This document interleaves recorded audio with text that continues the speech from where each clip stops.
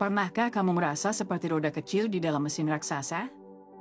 Dunia kita penuh dengan iklan, kerja tanpa henti, dan keinginan tanpa batas. Kapitalisme memberi kita janji kemakmuran, tapi semakin kita mengejarnya, semakin terasa kita terjebak dalam pusaran tak berujung. Bagaimana jika kapitalisme bukan sekadar sistem ekonomi, tapi mesin yang pelan-pelan menghancurkan nilai-nilai kemanusiaan kita?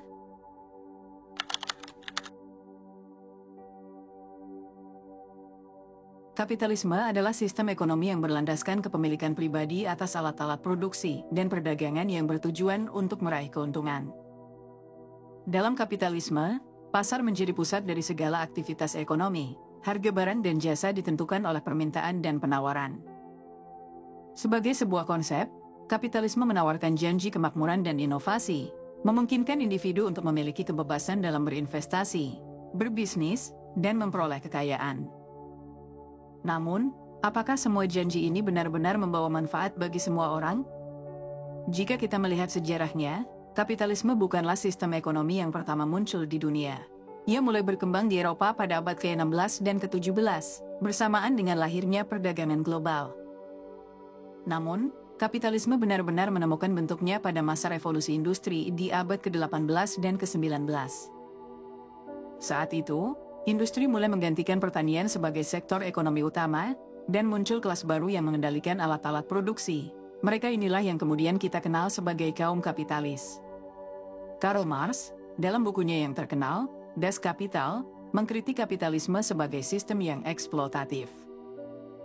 Menurut Marx, kapitalisme bergantung pada tenaga kerja manusia, di mana para pekerja menciptakan nilai melalui kerja keras mereka. Namun, keuntungan yang mereka hasilkan sebagian besar diserap oleh pemilik modal atau kapitalis. Dalam pandangan Marx, sistem ini tidak hanya menciptakan ketidakadilan, tetapi juga memperdalam kesenjangan antara kaya dan miskin. Bagi Marx, kapitalisme bukan hanya soal efisiensi ekonomi, tapi juga soal penguasaan. Sistem ini menempatkan kekuasaan di tangan segelintir orang yang memiliki alat produksi. Seiring waktu, kapitalisme berkembang dari sekadar sistem ekonomi menjadi sebuah ideologi yang menguasai hampir seluruh aspek kehidupan manusia. Sistem ini mendorong manusia untuk selalu berkompetisi, berproduksi, dan mengonsumsi tanpa henti. Prinsipnya adalah bahwa efisiensi dan inovasi akan terus membawa kemajuan dan meningkatkan kualitas hidup masyarakat. Tetapi apakah benar demikian? Realitanya, kapitalisme melampaui batas-batas yang mungkin pernah dibayangkan oleh para pendirinya.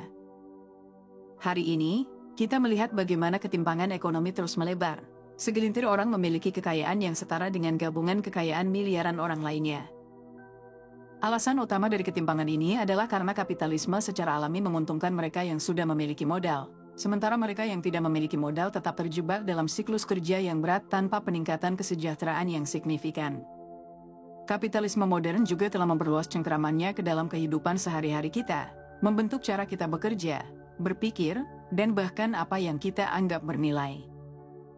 Setiap aspek hidup menjadi komoditas, waktu kita, tenaga kita, bahkan perhatian kita. Kita terus-menerus dibombardir oleh dorongan untuk mengonsumsi, membeli, dan berkompetisi demi posisi yang lebih baik di dalam sistem yang terus berputar ini. Dengan demikian, kita perlu bertanya, apakah kapitalisme masih menjadi alat untuk kemajuan, atau justru menciptakan dunia yang makin penuh ketimpangan dan ketidakpuasan? Melalui buku ini, kita akan mengeksplorasi bagaimana kapitalisme yang semula dimaksudkan untuk mempromosikan kemajuan kini telah berubah menjadi sebuah sistem yang menguntungkan sedikit orang, sementara sebagian besar dari kita terjebak dalam pusaran konsumsi tanpa akhir.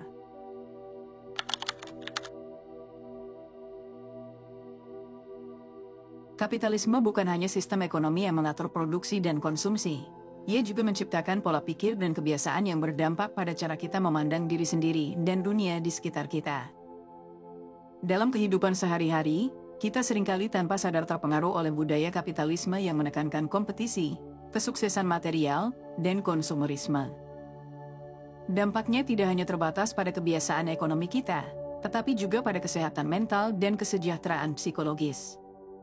Dalam sistem kapitalisme, kita didorong untuk selalu bekerja lebih keras, mencapai lebih banyak, dan mengumpulkan kekayaan sebagai tolak ukur keberhasilan.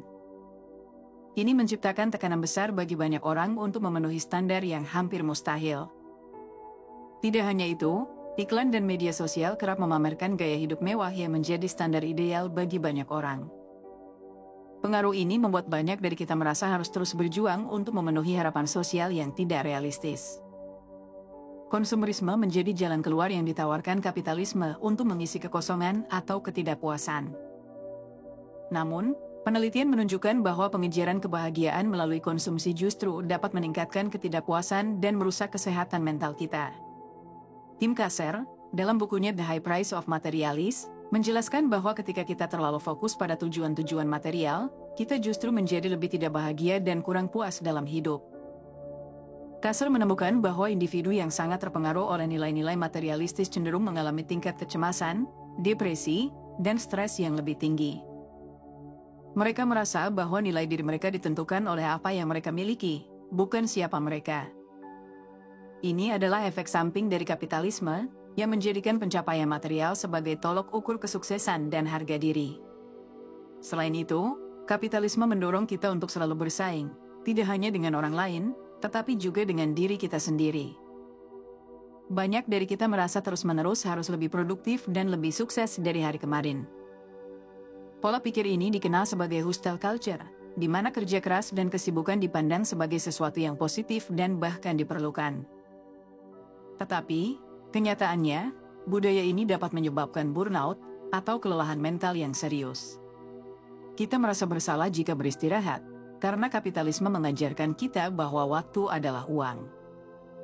Sebaliknya, kita terus memacu diri untuk bekerja tanpa henti, mengorbankan kesehatan mental dan fisik demi mencapai standar produktivitas yang tak kunjung berhenti. Lebih jauh lagi, kapitalisme menciptakan ilusi bahwa kita memiliki kendali penuh atas hidup kita. Sistem ini seringkali mengabaikan faktor-faktor sosial, ekonomi, dan lingkungan yang dapat membatasi peluang seseorang. Ketika kita gagal mencapai kesuksesan yang diidealkan kapitalisme, kita cenderung menyalahkan diri sendiri, merasa tidak cukup berharga, atau bahkan tidak kompeten. Ini menciptakan tekanan psikologis yang besar, karena sistem kapitalis tidak memberi ruang untuk kelemahan atau kegagalan. Jean Baudrillard, dalam The Consumer Society, menyebutkan bahwa konsumerisme kapitalis mengubah kebutuhan kita menjadi keinginan tanpa batas.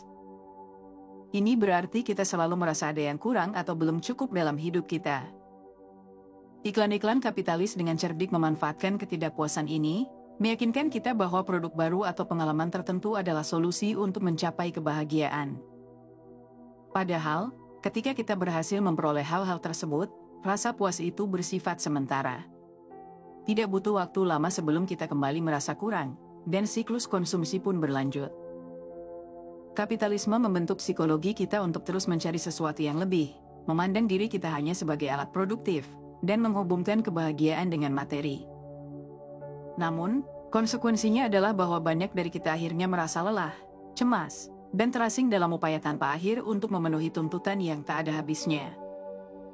Bab ini menunjukkan bagaimana kapitalisme bukan hanya memengaruhi cara kita mengonsumsi, tetapi juga bagaimana kita memahami diri kita sendiri dan menilai hidup kita.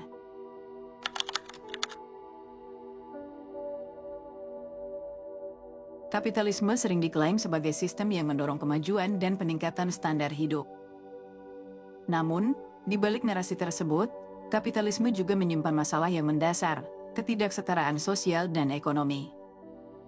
Dalam sistem ini, akses terhadap sumber daya dan kesempatan sangat ditentukan oleh kekuatan ekonomi yang dimiliki individu atau kelompok.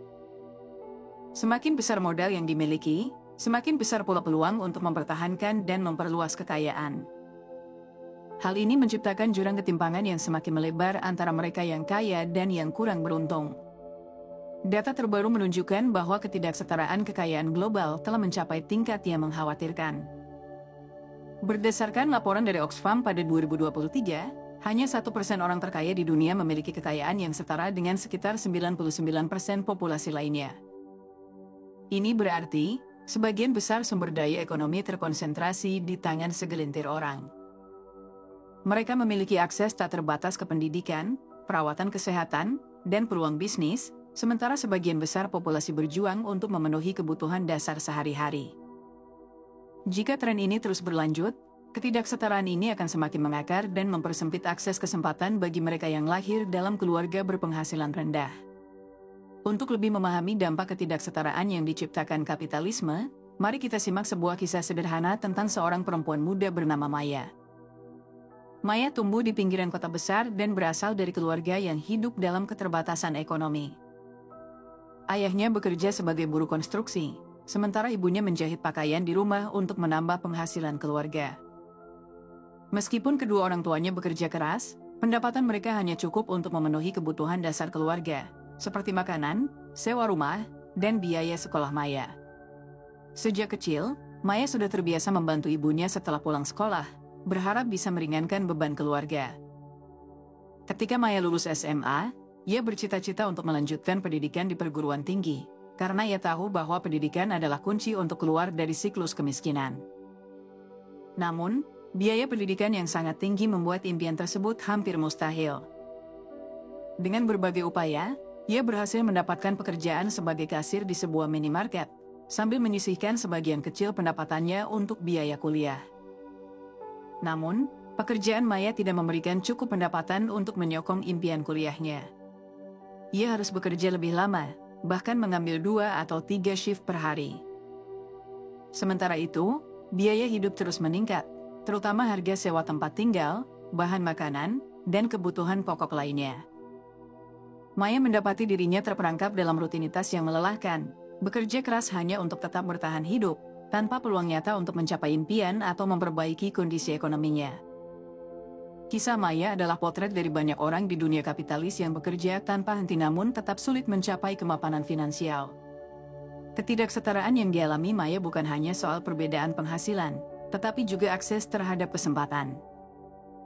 Mereka yang lahir dalam keluarga kaya memiliki akses langsung ke pendidikan berkualitas, jaringan bisnis, dan peluang investasi. Sebaliknya, orang-orang seperti Maya tidak hanya kekurangan modal ekonomi tetapi juga modal sosial, seperti koneksi dan dukungan yang bisa membuka jalan menuju kesuksesan.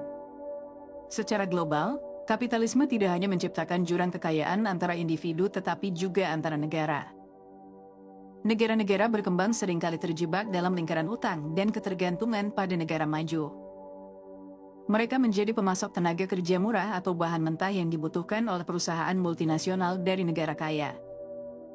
Akibatnya, sebagian besar keuntungan dari aktivitas ekonomi mengalir ke negara-negara kaya, sementara negara-negara berkembang tetap berjuang dengan kemiskinan dan ketidaksetaraan yang semakin dalam.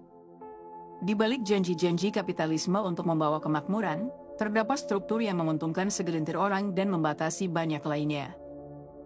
Sistem ini secara efektif memusatkan kekayaan dan kesempatan di tangan mereka yang sudah memiliki akses, meninggalkan mereka yang berada di lapisan bawah untuk bertahan hidup di lingkungan yang keras dan penuh tantangan.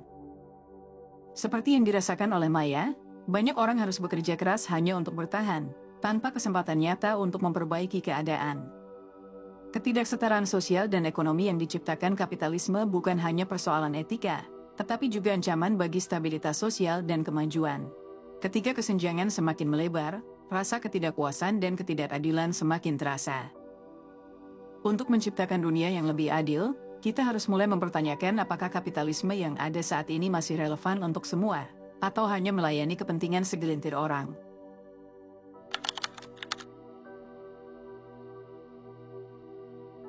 Kapitalisme tidak hanya memengaruhi cara kita bekerja dan memperoleh penghasilan, tetapi juga secara halus mengarahkan cara kita mengonsumsi. Dalam sistem kapitalis, konsumerisme adalah salah satu pilar utama yang membuat roda ekonomi terus berputar. Dari iklan hingga media sosial, kita dibombardir dengan dorongan untuk terus membeli barang dan jasa, seringkali tanpa menyadari bahwa perilaku ini dikendalikan oleh sistem yang lebih besar. Kapitalisme memengaruhi konsumsi kita melalui taktik-taktik psikologis yang dirancang untuk menciptakan kebutuhan baru yang sebenarnya tidak mutlak. Salah satu cara utama kapitalisme mengontrol konsumsi kita adalah melalui iklan yang cerdas dan manipulatif. Setiap hari, kita terpapar ribuan iklan yang secara tersirat atau eksplisit menghubungkan produk dengan kebahagiaan, status sosial, atau kehidupan yang lebih baik. Sebagai contoh, merek-merek besar seringkali menggunakan citra selebriti atau influencer yang memiliki daya tarik kuat untuk mempromosikan produk mereka. Ketika kita melihat seseorang yang kita kagumi menggunakan produk tertentu, kita mungkin tanpa sadar merasakan dorongan untuk memiliki produk yang sama, seolah-olah itu akan membawa kita lebih dekat pada kehidupan ideal yang diwakili oleh orang tersebut. Dalam bukunya No Logo, Naomi Klein membahas bagaimana perusahaan besar menggunakan strategi branding untuk menciptakan loyalitas konsumen yang hampir tanpa batas. Produk bukan lagi sekadar barang, melainkan identitas yang kita pilih untuk diadopsi. Kita diarahkan untuk percaya bahwa memiliki produk tertentu bukan hanya soal fungsionalitas, melainkan mencerminkan siapa diri kita dan bagaimana kita ingin dilihat oleh orang lain. Misalnya, seseorang yang membeli produk mewah seperti pakaian desainer atau gadget terbaru seringkali melakukannya bukan karena kebutuhan, tetapi karena produk tersebut membawa status tertentu di masyarakat. Selain itu, kapitalisme juga memanfaatkan dorongan psikologis manusia untuk mendapatkan kepuasan instan. Platform e-commerce, misalnya, menggunakan algoritma untuk menawarkan produk-produk yang disesuaikan dengan preferensi kita. Penawaran diskon waktu terbatas atau stok terbatas sengaja dirancang untuk menciptakan rasa urgensi, sehingga kita terdorong untuk membeli sesuatu secepat mungkin. Ini adalah bentuk manipulasi psikologis yang seringkali membuat kita melakukan pembelian impulsif, bahkan ketika produk tersebut sebenarnya tidak kita butuhkan. Fenomena ini menciptakan lingkaran konsumsi, di mana kita selalu merasa ada yang kurang atau belum lengkap dalam hidup kita. Setelah kita membeli suatu produk, perasaan puas yang dihasilkan seringkali bersifat sementara, dan dalam waktu singkat, kita kembali merasa ada sesuatu yang kurang. Kapitalisme menciptakan ilusi bahwa kebahagiaan dan kepuasan dapat dibeli, meskipun kenyataannya tidak demikian. Akibatnya, kita terus mengonsumsi lebih banyak dalam upaya mencapai kebahagiaan yang sulit dicapai, yang menguntungkan perusahaan dan ekonomi kapitalis, namun menguras finansial dan mental kita. Penelitian oleh Profesor Psikologi Tim Kasser menunjukkan bahwa semakin kuat nilai-nilai materialistis yang dianut seseorang, semakin rendah tingkat kesejahteraan psikologisnya. Hal ini menunjukkan bahwa kapitalisme yang mendorong konsumsi tanpa henti pada akhirnya menciptakan rasa tidak puas yang berkelanjutan. Alih-alih menemukan kebahagiaan sejati, banyak orang justru terjebak dalam pola hidup yang konsumtif dan tidak berkelanjutan. Kapitalisme mendorong kita untuk terus mengonsumsi sebagai cara untuk mencari kebahagiaan, membentuk identitas, dan memenuhi kebutuhan yang diciptakan oleh sistem itu sendiri. Namun, pada akhirnya, siklus konsumsi ini jarang menghasilkan kepuasan yang sejati, melainkan membawa kita pada rasa kecanduan dan ketidakpuasan. Ini adalah bentuk kontrol yang halus tetapi kuat, mengarahkan perilaku kita tanpa kita sadari, dan menjadikan kita bagian dari mesin ekonomi kapitalisme.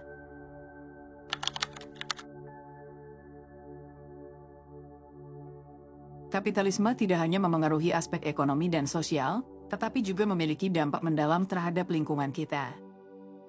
Sistem ini didasarkan pada konsep pertumbuhan ekonomi tanpa batas, produksi yang terus meningkat dan eksploitasi sumber daya alam yang tiada henti.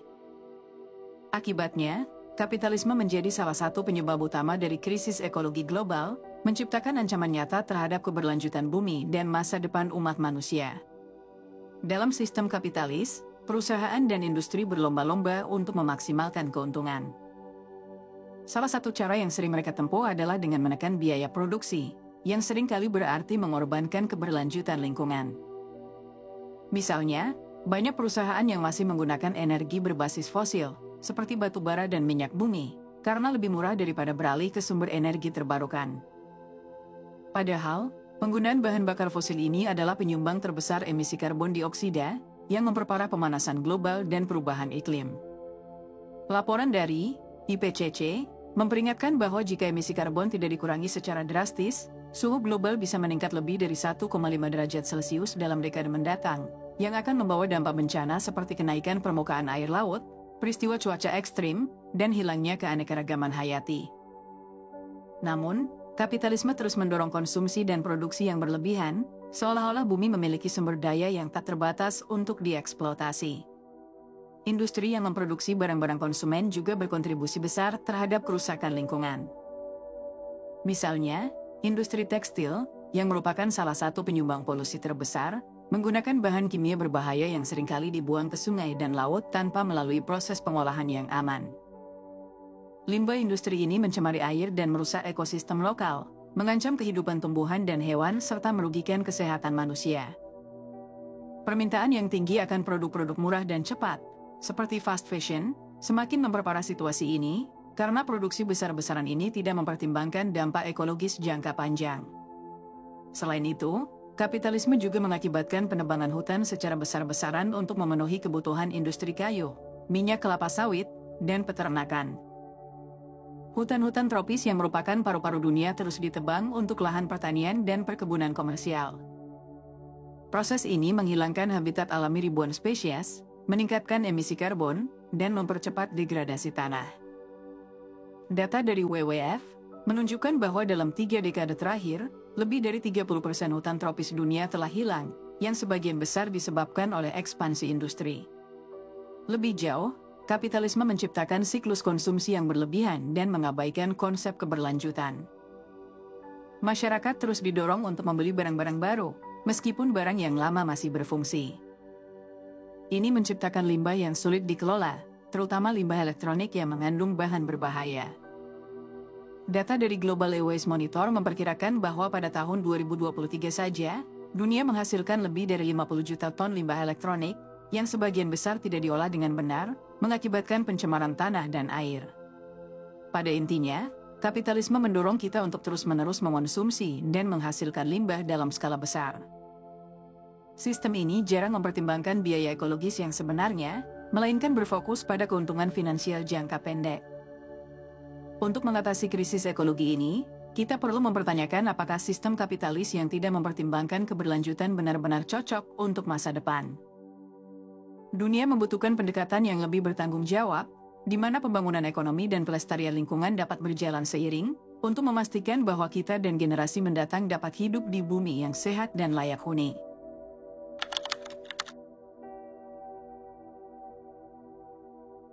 Dalam sistem kapitalis yang mendominasi dunia saat ini, banyak dari kita terjebak dalam siklus kerja dan konsumsi tanpa akhir, hingga akhirnya kehilangan arah dan makna hidup.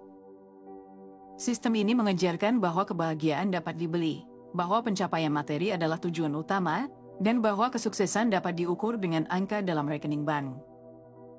Namun, pada kenyataannya, banyak orang merasa kosong dan tidak terpenuhi, meski mereka telah mencapai berbagai target yang ditetapkan oleh masyarakat. Dalam bab ini, kita akan mengeksplorasi bagaimana menemukan kembali makna hidup dan menghadapi dunia kapitalis dengan perspektif yang lebih mendalam dan memuaskan. Pertama-tama, penting untuk menyadari bahwa makna hidup tidak datang dari kepemilikan materi atau status sosial. Man's Search for Meaning oleh Viktor Frankl, seorang psikiater dan penyintas Holocaust, mengajarkan bahwa makna hidup bersifat subjektif dan seringkali ditemukan dalam menghadapi penderitaan atau tantangan hidup. Menurut Frankl, makna hidup adalah sesuatu yang kita pilih, bukan sesuatu yang diberikan atau ditentukan oleh masyarakat. Ini adalah sesuatu yang bisa kita temukan melalui hubungan dengan orang lain, melalui kontribusi kita kepada dunia, atau bahkan melalui ketekunan kita dalam menjalani hari-hari yang sulit. Mengembalikan makna hidup dalam dunia kapitalis dapat dimulai dengan meninjau kembali nilai-nilai yang kita pegang.